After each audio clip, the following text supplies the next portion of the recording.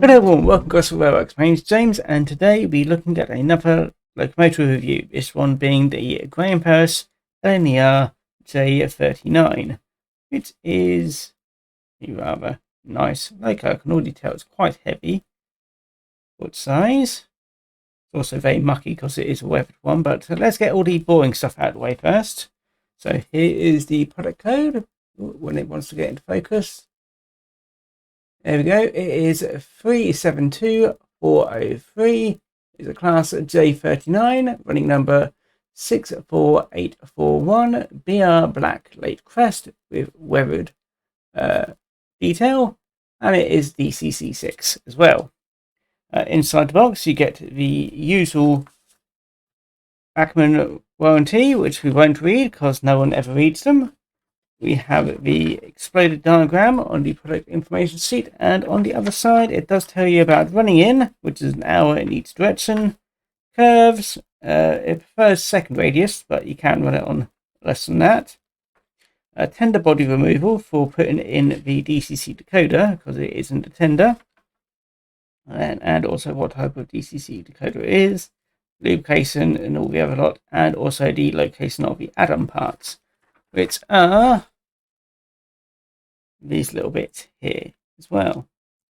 And it's basically various gubbins as usual. There is a couple of fake coupling hooks to go on the ends, some various piping as always, some cab doors, and I think vacuum pipes as well. I'm not entirely sure, but it does come with an awful lot inside. So that is that. And let's get the final bit out of the way, which is seeing how heavy this loco is. So let me just pick it up, pop you in there, and it is 68.1 grams. I'll just carefully take you back out. So that is, it is nearly 3 times a Mark 1. So if we just round it up to 70 grams, because that's going to be a lot easier to remember. But yeah, it's nearly 3 Mark 1 coaches. Anyway, onto the detail. As you can see, it is weathered. So you've got a little bit of weathering on the bottom here. It is a tender drive loco. Because these front wheels here, they are free rolling and just pickups.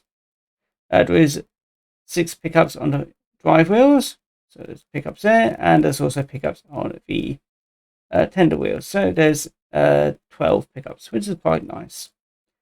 There's only there's 2 wires in here for the pickups in the axle loco. I'll pop that down for a sec.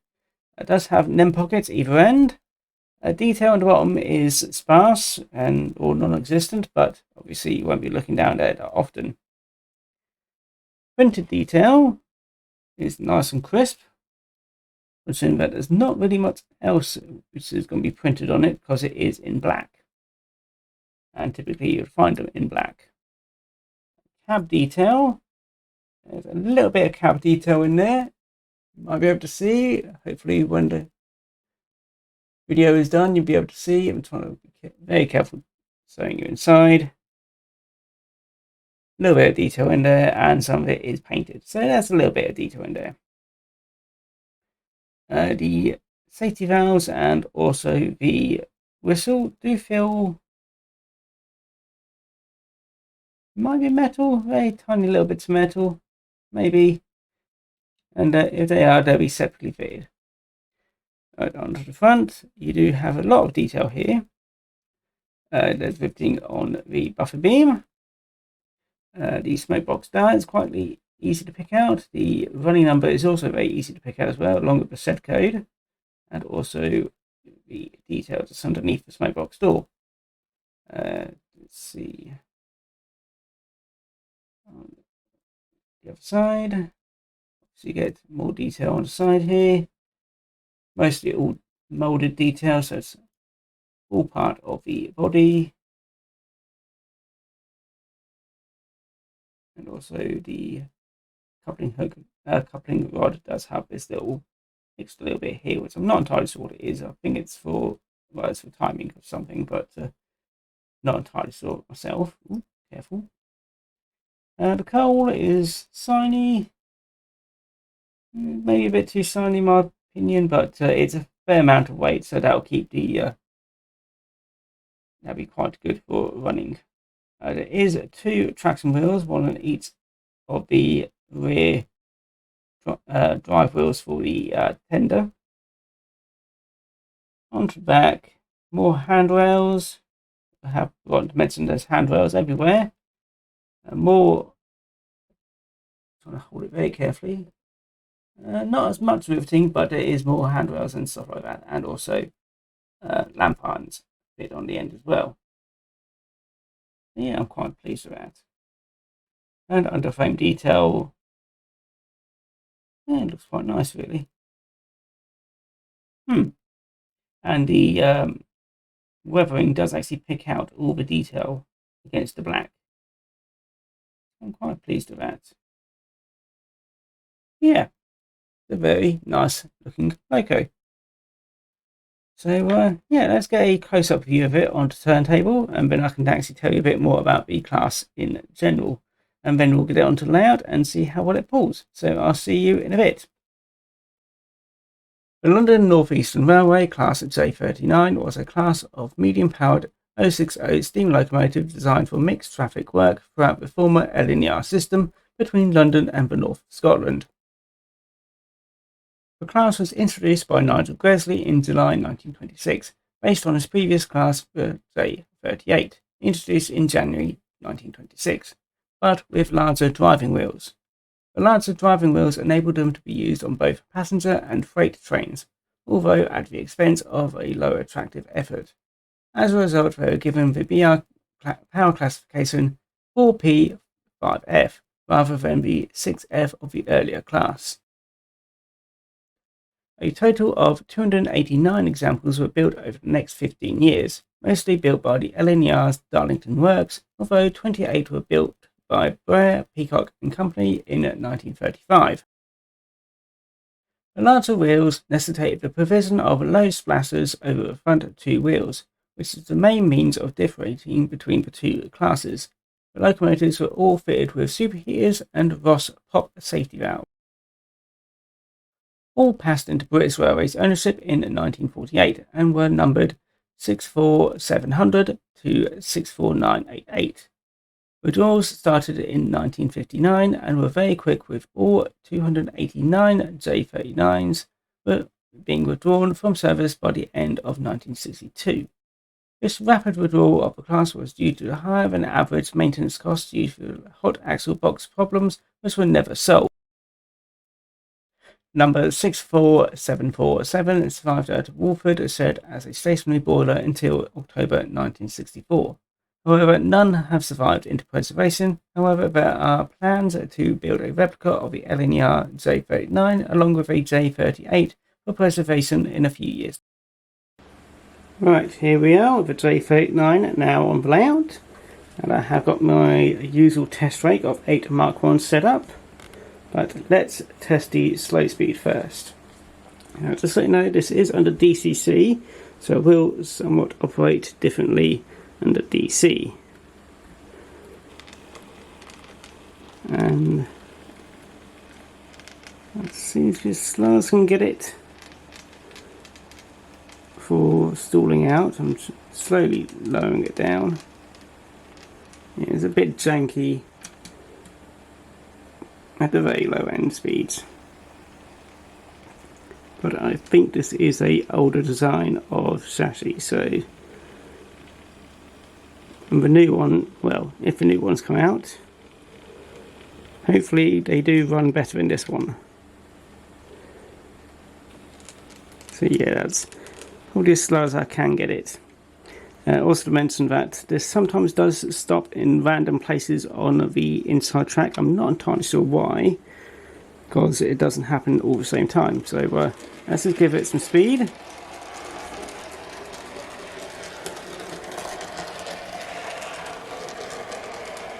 Sometimes I've had it run around perfectly fine. Sometimes it runs fine, then stops suddenly. But at the moment it seems to be running perfectly fine, so There's me opening my mouth. Oh. There we go. So yeah, there's me opening my mouth and saying it doesn't run as well as it should do, and it runs as well as it should do. I should probably say that more often. But yeah, it's had a nice run round. Just make sure it's happy with that. Now, if I remember right, this was 70 grams, around that weight. Yes, it was just under 70 grams, but we'll just use 70 just to help work it out. And this is a rake of 8 Mark 1s, so that's 200 grams. So it's about 2.5 times the weight of the J39. So let me just get that coupled up. Good. There we go. Told you it stopped right there. It does pick up eventually. And as you can see, it can pick it, also carry, well, before it stopped. I don't know what's wrong with this actually. There we go. I'm just going to give it some speed just to get it round, but yeah, as you can see, no issues.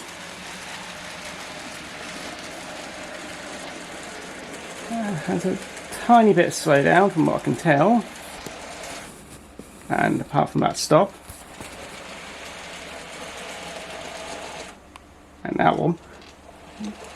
See, it's now misbehaving.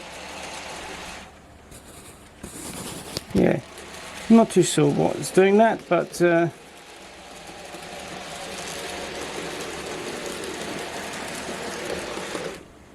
it just does it in random spots. So I'm not entirely sure why it's doing that.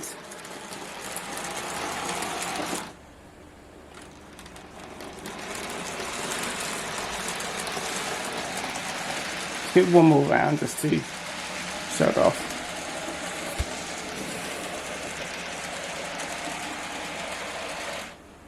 Now come on.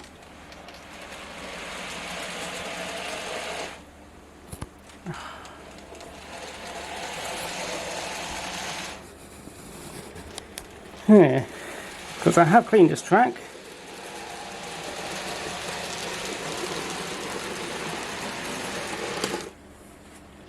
It just does not really want to know. Yeah. Let's move it up a little bit.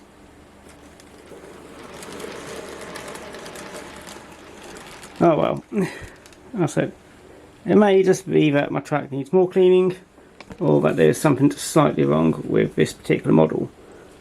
Not the design in general, but my particular one, that is. So that's what you get for getting second hand. But other than some slight issues with running, because like I said, it ran perfectly fine on the first round, going on the inside track. Outside track, it just, yeah. But yes, now to talk about the price. I don't remember the exact price I paid for it, but 100 to 120 sounds about right for a model basically same as this, like the LMS 4F, which is about 100 to 120 pound. Which I'm hoping the new one does run much better, and that they use a more, I prefer a loco drive to a tender drive. So hopefully they use that, because they have made some much smaller motors now. So hopefully that's much better. But if they use the same as this and just basically repainted it and given it a nice new sheen, well, hopefully they're a bit more reliable than this one. But other than that, it's a rather nice model. Do let me know if you've had any issues with your own J39s.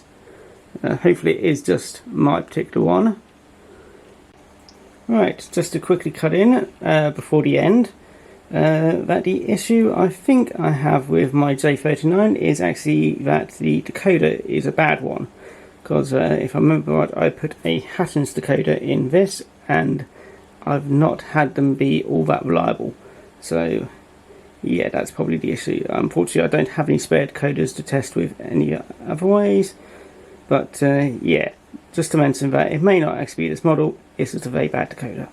So yes, anyway, I hope it doesn't really affect your opinion of the model that much. Do make sure that you get good decoders if you want to DCC it. Otherwise, do let me know what you think in the comments. Have you had issues with Hatton's decoders before? If so, do let me know, and then we can let everyone else know as well. Anyway, let me know what you think in the comments. Feel free to like, favourite, and comment and subscribe. And I hope to see you again next time. So take care now. Bye bye.